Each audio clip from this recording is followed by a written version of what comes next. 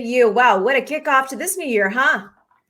It is. I don't think I've ever seen a congressional session begin like this in my decade of following politics closely and being in somewhat close proximity to Washington. But yes, it's an interesting time here in the DC area, and there's no shortage of it for sure. And in addition to Ron DeSantis, there was actually Governor Kristi Noem's inauguration for her second term too. So there were several inaugurations yesterday. Gotcha. Well, I'll tell you one thing. I'm going to just enlighten me for a hot second with DeSantis. A couple of different news sites, New York Post and some others, were highlighting Ron DeSantis's top quotes of 2022, which are pretty hardcore, in addition to his inauguration speech yesterday. But as a Jackie Kennedy follower of fashion and integrity and character and class, his wife stunned the crowds yesterday with her absolutely gorgeous fashion attire. And, previously in the first inauguration, she looked just like Jackie Kennedy. And yesterday she did it once again with class and style. And from a standpoint, as we head into the new Congress, from a standpoint of that, seeing character, seeing integrity, seeing that perseverance and that conviction of beliefs, I really wish we could see more of that in this new Congress. And I love being able to look to something as the example of Florida, because we certainly aren't seeing it from whoever's the commander in chief right now. And we're certainly not seeing it from the lack of lowering standards for unification. And that was my question at the beginning of this show to this podcast audience. What do we have to do for unification? Are we lowering our standards? And what are your thoughts? If you want to give a breakdown to the kitchen table audience about really what happened with Kevin McCarthy yesterday, I was receiving messages this morning. What are your thoughts? What are your thoughts? And, Scott Perry, congressman from the 10th District of Pennsylvania, did a great interview this morning on 990 AM with Chris DeGaulle. He broke it down. He talked about the behind the scenes of what was happening with McCarthy and the ongoing votes. And, I was in Washington in 1996 as a university student and an intern on Capitol Hill, and I have never seen this happen. And so it's interesting to see. And another topic to that, we can talk about this. The Speaker of the House doesn't necessarily have to be a member of Congress either. So let's break down in layman's terms what happened yesterday for the kitchen table, and let's talk about what could happen this week with this new Congress. This is, I think, a one in a century event. We haven't seen anything. The reports are saying this is the first time we've seen a vote like this deconstructed, or kind of an undecisive decision that has come about from a new Congress since 1923. It's interesting how things come in patterns. It's for some levity for the morning, but it's never a dull moment in Washington. And I think most people woke up thinking that, okay, new Congress comes in, there's going to be a check on the Biden administration. Yeah, we don't have a speaker yet. And thus far, the Democrats are all coming together. They've coalesced behind Hakeem Jeffries, who's going to be the House Minority Leader. Right. For my estimation, even if it takes, I don't know, however many vote counts to achieve as House Speaker, Democrats won't get it. There's no way, because they don't have the votes. And I don't see Republicans voting for Hakeem Jeffries under any circumstance. So it'll be a process that'll be hashed out, from my understanding. From what I've seen from the commentary class, like people I look up to, I've seen a mixed kind of reaction to what is happening.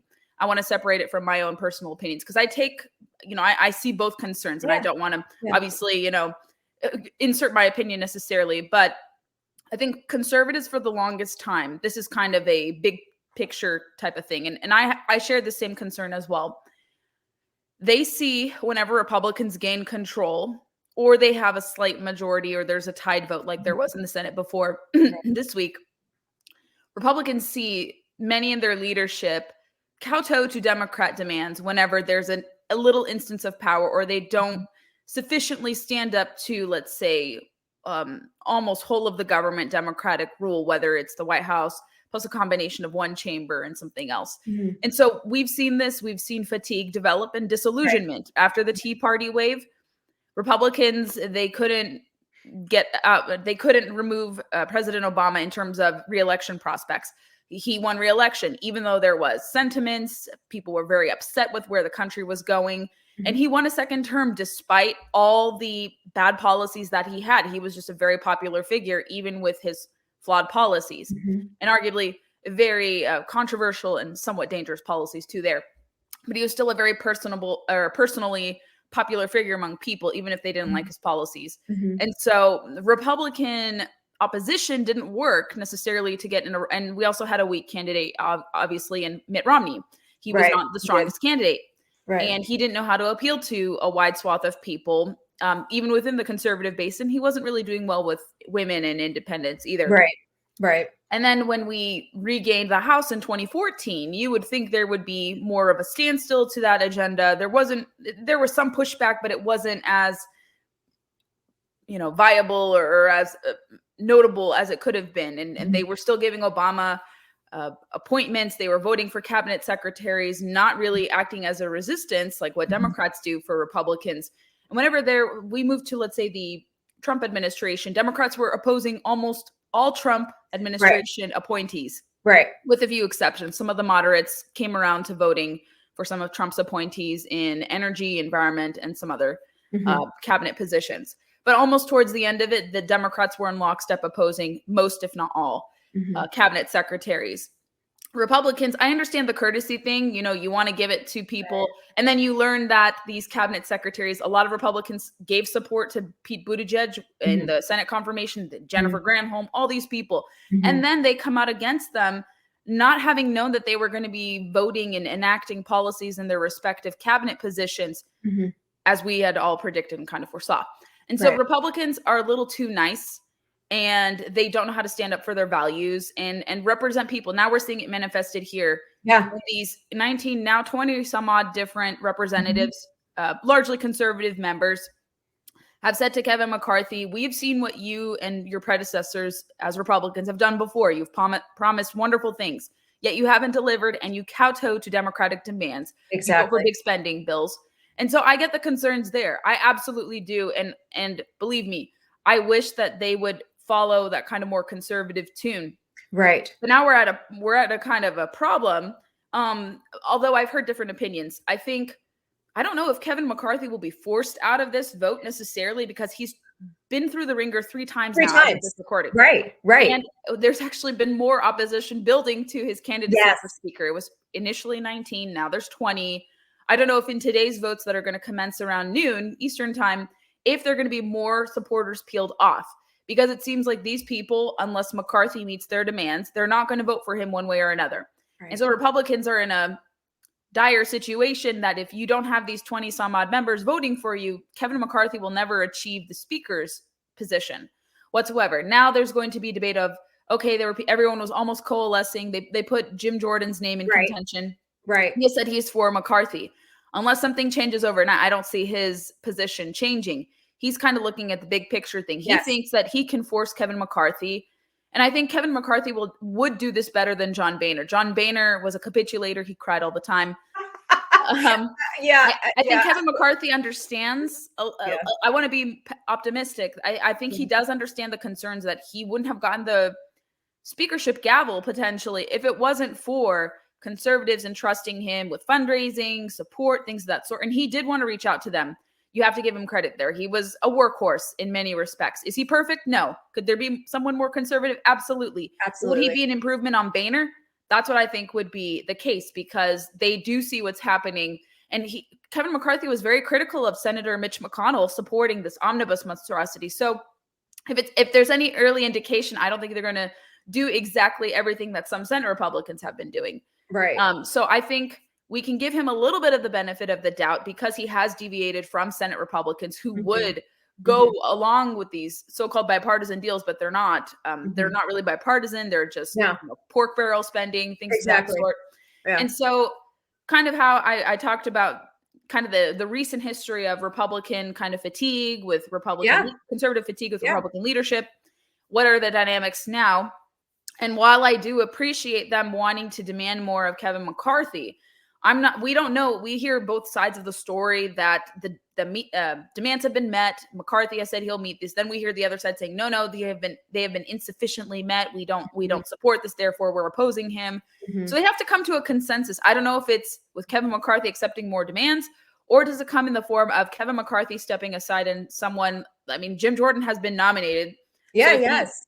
He could technically say, maybe I am the consensus candidate, Kevin, if you entrust me to carry out your duty and this and, rallying votes, perhaps that would happen. I'm not sure what's going to happen. He doesn't seem like he's going to relent on the speakership vote. No, he has said he doesn't. different things. And so I think Republicans, I'm not sure what they're going to do to peel off votes. Maybe they're going to be caucusing with these 20 members. I wouldn't want to accuse them of being terroristic like some Republicans have. I think that's crazy what Representative Don Bacon said, that they're the equivalent of Al-Qaeda or the Taliban. I think that rhetoric is extreme. Dangerous. You don't want to do that if you want to get their vote and be in control of the House of Representatives, which they should be. But I am a little frustrated that they are stalling the votes because on the one hand, the other side of the pendulum where my frustration comes in this respect is they can command their complaints and their concerns if they have the majority. I think now they have the ability to convince and to play a role with the gavel in Republicans' hands. And they can do this behind closed doors because whenever Republicans air dirty laundry, this is like catnip for many in legacy media and Democrats. And they see Republicans, look, they're infighting. So whenever we hear some people in the conservative commentariat say, oh, no, this is just the liberal lies. It's like, no, we're actually giving them ammunition to say that, look, there's division, there's discord among Republicans and conservatives. And so some of their predictions, unfortunately, are right. And they want this to happen in many cases, to see division among Republicans, say that there are other extraneous factors contributing to this because it's Trump's party. They can't come together because they have misplaced priorities, things of that sort. And so on the other hand, I would like them to get their act together to reach a consensus because the more they stall, the more they can't block legislation. They had promised on day one they would stop the funding for 87,000 IRS agents. Right. Where is that promise? Right. We don't see that. And so they can act as a rubber stamp rather, against Biden's agenda because they control the purse of funding. They can easily do that and block legislation from the outset. And you won't be able to get, reconciliation with the Senate. It will ultimately not go to Biden's desk. And they should act as a chamber which restricts much of this really lofty, big government spending, big taxation proposals. And they can force Biden through negotiation tactics to support good bills. The only bipartisan stuff we want to see is the force of hand by Republicans, not bipartisan legislation that increases spending, forces more taxation, things of that sort. And so I'm in a quandary myself personally, because on the one hand, I do understand the principled notion. You want to force McCarthy to be conservative. On the other hand, if we don't control it, I don't know if Democrats swoop in with Hakeem Jeffries. I don't think there's ever been precedent for that, but that could open up an opportunity where they could somehow regain control. That's like a worst case scenario, even though I know the mechanics are not there, but they need to come together and reach a conclusion. And whether it's in the form of McCarthy or someone else, I'm not sure, but maybe Kevin McCarthy has to offer more concessions. That remains to be seen. We'll see how today's votes pan out, but it's definitely an intriguing kind of stalemate that we have. We haven't seen this, like I said, in 100 years from what observers have noted. Yes. And so I think you can hold both positions. You can be frustrated that we don't have formal control yet because these congressional members are not sworn in yet. They're congressmen, congresswomen elect. Exactly. And so, and you want conservatives to force an agenda to block Biden initiatives. And we should. You can do that when you have control. And I think Kevin McCarthy now has more of the ear of these people.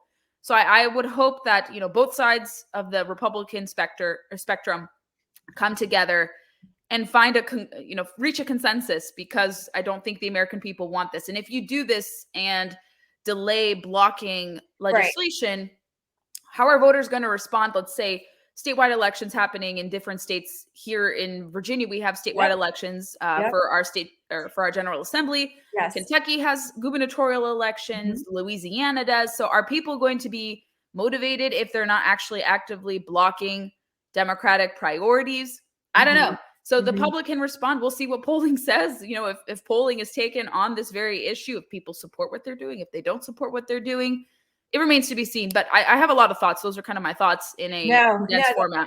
I was sitting here watching it like a first class nerd yesterday. I used to watch the House floor when I was in high school. I couldn't wait to get to university and be that intern and go to the Hill and do all of those things. And the good Lord knows he placed me there for a long time. But with that said, I was sitting there watching it until evening last night. And, I was watching the demeanor. I was watching the actions. I was watching the lack of maturity amongst these soon to be elected members of Congress and then those who have been there. And my opening monologue yesterday morning was, come on, people, just pull up your pants and grow up.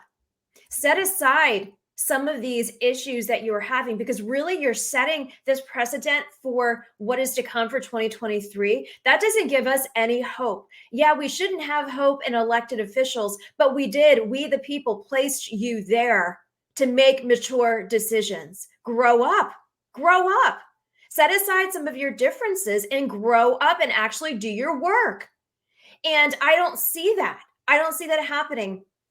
And as I continue to rant to you and to my audience, looking back on the years of the members I served as a public servant, looking around to the members I served, and I sit here and I'll just name a few. Louis Gohmert with Steve King and Michelle Bachmann and Kevin Brady, who is outgoing now. And I remember that time period. Yeah, it was more of the Tea Party time period, if you will. But I remember that time period. They were not afraid to stand up for what they believed in. And in many ways, let me just say this, and I was listening on the radio this morning. Marjorie Taylor Greene is, a lot of people were saying on the news this morning on the conservative talk radio, she looks out of sorts. Even her constituents are saying she looks out of sorts. And so the Marjorie Taylor Greene that we've seen over the years of, being outspoken, similar to like the Michelle Bachmanns and the Louis Gohmerts and the Steve Kings during that time period, and even the Rick Santorums that I used to work for, I sit there and say, what has happened to her specifically that she seems so out of sorts? And is it because she is being held to something that McCarthy is holding her to?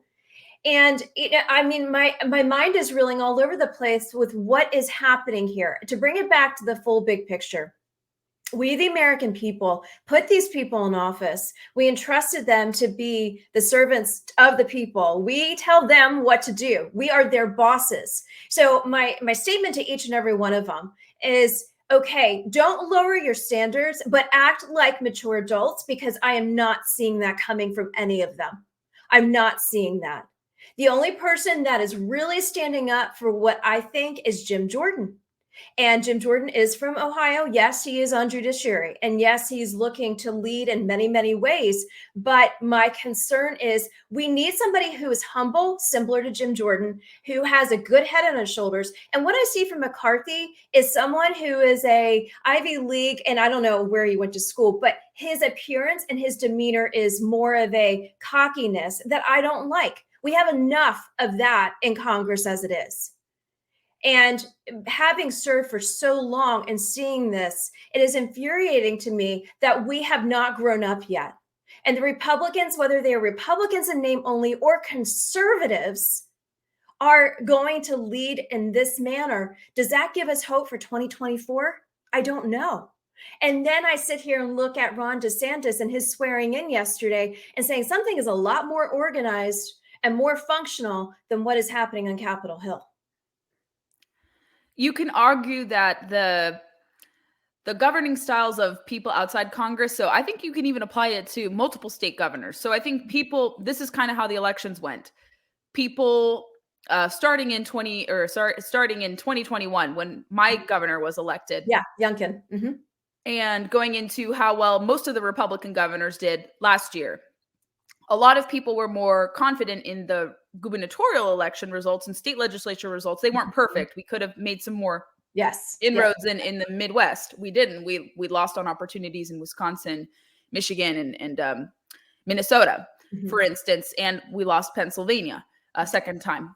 And so those excluded, those were going to be hard to get anyway. But we maintained most governorships. They said very, very red states like Oklahoma were in play. And I didn't believe that for a second, even though there was some discord between Governor Kevin Stitt and some of the native tribes in Oklahoma. He still won by double-digit margins. Kristi Noem won decisively. Right. Governor Ron DeSantis had one of the biggest margins of people. And most of the Republican governors were reelected soundly, no problem, and largely kept their state majorities with respect to their legislatures intact as well. So people, and Governor Brian Kemp as well, won pretty decisively, almost by 10 points. And everyone in Georgia, with the exception of Herschel Walker, won pretty Right. resoundly. And Right. so people see that you can get more done in your state legislature. Your governor's decisions and his actions are going to be more immediately felt by you, the citizen. And I think that's what most people see. We have to pay attention, obviously, to what happens in Congress because it's serious. It does affect us. But those decisions, according to a lot of people, don't affect us immediately. They take time. Mm-hmm. What I see, unfortunately, with some of the obstacles or some of those who are kind of creating obstacles for, let's say, the majority and trying to put Kevin McCarthy's feet to the fire. Right. I think some of it is personal. I don't know if it's necessarily political, that maybe they're just not happy. And a couple of those members, I don't want to name them individually. I think a lot of them are very online, and they think that if they're very online, they're going to please their base and get more accolades, social media followers, et cetera, et cetera. Right. And you can't operate like that. That happened with Madison Cawthorn, who is now a one-term congressman. He was just a showboat. He didn't do anything. He got distracted. He had different sexual scandals levied at him. He was very deeply flawed because he was just a very online candidate. So I worry that some of these new members who were backed by Kevin McCarthy, who are very online, could fall into the same trap down the road. I don't want to, predict how someone's, let's say, tenure is going to be, but I worry that a couple of the newbies are just after attention. I don't know if they're going to seriously govern, if they're engaging in this from the outset. Like I said, some of the others who are protesting Kevin McCarthy currently, they do it out of serious concern. And I don't think they're doing it to be like, we want to be just rebellious. I think some of them, like, I like Byron Donalds. I think he's great. Yeah. And I know he wouldn't make a decision like that to originally support them, peel away support, if he was doing it just to be a showboat. I know he's very serious about enacting conservative policies. Right. But some new ones, they strike me as a little bit concerning because they have a tendency to showboat. Yep. They're very loud. Agreed. And then we don't know what they're going to be in person. Agreed. Thus far. Agreed. And so going back to DeSantis, yes, I actually had a few friends in attendance at his inauguration. Yep. And it looked like a really lovely time. I went to Tallahassee twice last year, unrelated to anything Ron DeSantis or whatnot. I just had 2 speeches at Florida State University. And it was a nice state capital, modest state capitals. They can be either big cities or not big cities. And it's a modest state capital. There's some great food there. And it's unsurprising that he is getting conservative thought leaders, journalists, and others to be in attendance. He definitely, I don't think it's necessarily for laying a groundwork for a 2024 bid, but he's smart. And I remember this early on when I got involved in politics, when Ted Cruz ran for office the first time. I wish more elected officials did this. They assembled like a cohort of like bloggers and journalists on the center right to get to know them, to give them access for stories, to have a telethon, whatever you, not a telethon, but like a virtual meeting early on the outset. So he's kind of borrowing that same tactic of currying favor. I wouldn't say currying favor, but currying access with people that he knows would honestly tell his agenda. It's not that he's commanding them, you need to tell my agenda as accurately as possible, but he's giving them access and trying to build trust because he knows these individuals, whether they're Fox News contributors or journalists or pastors or what have you, he knows that if he gets their support early on for current second term activities or future presidential runs, he knows that they have a big platform or big social media followings that they can communicate and say, see, I know Governor DeSantis formally, he invited me to inauguration. I've gotten to know him. We can trust him. He's a serious leader. He's won decisively. And so I think the governors, separate from elected officials in Congress, are a little more tactful and smarter. Yes. Than I think they have their act together. Are they perfect? No. They all have their flaws, but there is something differently. I think the Republican governors, maybe it's the formal organization that helps cultivate, recruit, bring Republican governors to the forefront. They seem more organized. I've always seen this, and I think they have more priorities in line, and they understand the big picture thing. And those races are run very differently than federal races for Congress or Senate. Yes, they can be just as costly. Yes. But the candidates for governor maybe are less controversial. Perhaps they're more mature. They have life experience. A lot of them are former members of Congress. DeSantis was formerly in Congress. Governor Kristi Noem was formerly in Congress. Brian Kemp weathered a lot of storms with Stacey Abrams encouraging the MLB All-Star Game to go. He won a lot of people points over for standing strong in that, even though the MLB All-Star Game was sent to Denver, which had far more restrictive voting laws in place. And so voters wanted to reward serious Republicans who weren't necessarily getting into these squabbles but were still enacting agendas. They were still doing a lot of, Trump priorities, but they weren't Trump. They were their own individuals. They were their own man or woman. And so that's why I think you see more stability with state legislatures and governors, largely because they're different people. They know how to be their own individuals. And a governor is kind of like, I wouldn't call it like a little president, but running a state is almost like overseeing your own country, kind of your own little country. Yes. And so it's a very different responsibility. You have to represent your whole state. You're not just representing, let's say, a metropolitan region or a rural region. You're representing your whole entire state. So it requires a different acumen and a seriousness with governing. And that's why I think voters, even center left moderates and independents, were rewarding Republican governors, Republican governors now. So Governor Youngkin won a lot of independent votes. He got even a portion of Democrat voters to support him because he appealed to them on education and low taxes and other things. Governor DeSantis, I think, appealed to maybe at least close to 10% of independents, or he won by 8 to 10% of independent voters over Charlie Crist. He won a lot of demographics that Republicans are always trying to capture very naturally. He didn't do anything special other than being himself and governing conservatively. And so people see that there's something going on with these Republican governors who are winning competitive races, either decisively or overwhelmingly. And they see that, okay, we can treat these Republicans, we'll vote for these Republicans, but they're seeing what's happening in Congress. And that is why we see this kind of mixed bag result in Congress, because I don't know why the Republicans weren't more in sync. And again, different races necessitate different demands. You can't necessarily implement what you would in a governor's race for a congressional race, but you could borrow some of the same elements. Right. And so I think there was a lack of, let's say, communication or strategy that you could have applied from governor's races to, let's say, federal races. Maybe they're not the same priorities. So it's just a lot to scratch your head over and to wonder. But it's no surprise, like I said, that you see a different level of seriousness and kind of more level-headedness among Republican governors, rather an absence of kind of discord or infighting. You see Republicans I haven't seen any. You see a little bit of, quagmires a little bit in Virginia. There's not really much of people fighting. It's only just one person, one kind of, how would you say, kind of fringe radio host who's not really conservative, trying to pit Virginia conservatives against Governor Youngkin and Winsome Sears, our lieutenant governor. And he doesn't really have that much clout. But apart from that, I think most elected officials in Virginia are in sync with Governor Youngkin. Youngkin wants to get their support. Same with DeSantis and his supermajorities in Florida. Same with Governor Noem and her legislature.